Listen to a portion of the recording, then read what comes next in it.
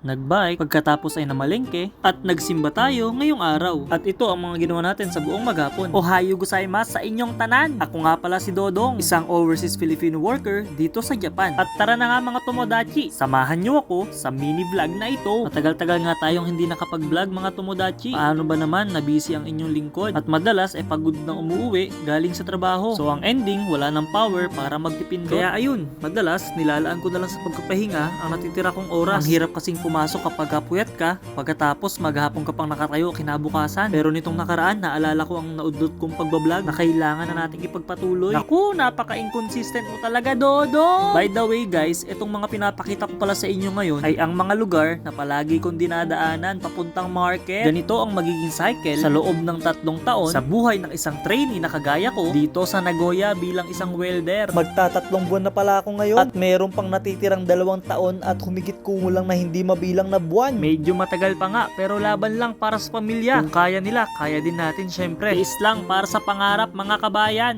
So ayun na nga, nasa na ba tayo? Matapos ng ilang segundong pagdaldal at pagpedal ay sa wakas nakikita na natin sa di kalayuan ang mga palatandaan ng pamilihan. Kita nyo yung guys, yung pogi, yung may hawak ng camera. Syempre, alangan hindi. Charot lang, pero dyan tayo mamimili nga pala guys sa trial. Palagi kong sinasabi trial, literal na pagsubok. Kasi nga, naku, pagkamamahal ng bilihin. O siya, sige guys, i-park na natin ang ating bike at wag nyo nga palang kakalimutan, palagi nyong ilalak ang inyong bike kasi naman yung ibang lahi dito kinukuha yung mga hindi sa kanila. Gaya nga ng senpai natin last week, nawalan siya ng bike. Kaya naman kayo dyan, lagi nyong i-safety ang bike nyo. Dahil ito ang magiging kasangga natin sa 3 taong kontrata natin dito sa lugar ng mga Nihonjin. Pumasok na nga tayo dito guys, ayan, blah blah blah. Bulol!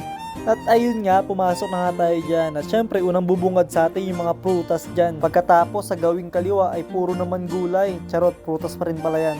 At ayan, katabi niyan yung mga gulay. Meron nga din ditong talong, kalabasa, mais, at iba pa. Bumili nga lang pala tayo dito ng mga kailangan natin guys. Kasi naman tight yung budget natin. At isa pa, galing na rin tayo talaga kahapon sa Tachiya. Isang mga murang pamilihan dito sa Nagoya. Pumunta na lang ulit tayo dito talaga sa trial para bilhin yung mga hindi natin nabili doon sa Tachiya. Nga pala guys, naalala ko lang na yung isa sa problema naming mga Pinoy dito sa Japan yung pagkain namin. Hindi namin alam kung ano iluluto. Kaya naman madalas, umiikot lang sa tinola, adobo, paksiw, sinigang, at pirito ang mga niluluto natin para ulamin. Minsan naman namimili na lang tayo ng mga ubento. Pero para sa akin, kahit naka-sale, ang mahal pa rin. Kaya mas maganda pa talaga yung nagluluto. Mas nakakatipid kasi kapag ka nagluluto. Actually guys, ang dami naman din talaga ng pangsangkap dito sa Japan Kaso ang problema lang, hindi namin alam kung paano gamitin. Kaya eto, kumuha ko ng mga unfamiliar na pangsangkap na hindi natin alam gamitin. Tatry kong i-search sa internet para pag-aralan kung paano gamitin sa pagluluto. Para naman di pa ulit-ulit yung kinakain natin. At ayan guys, ayun yung mga pinamili natin. Ngayon naman ay pupunta na tayo dun sa counter. Ang kaso kanina walang cashier kaya ayun,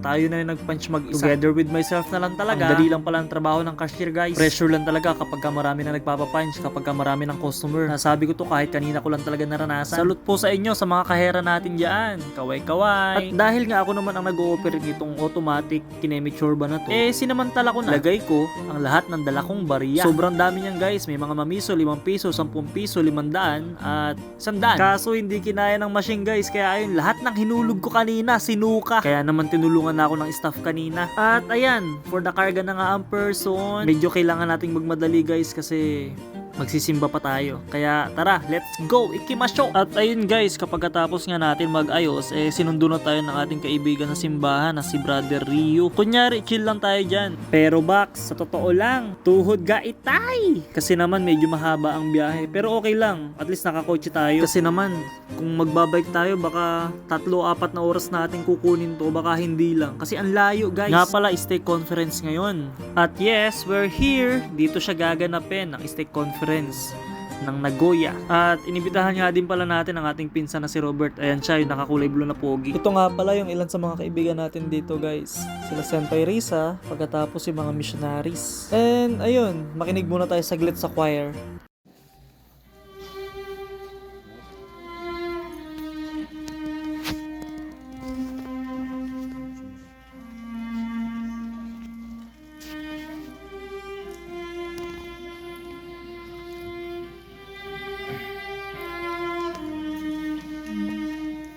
Mirror my God today. Mirror my God today.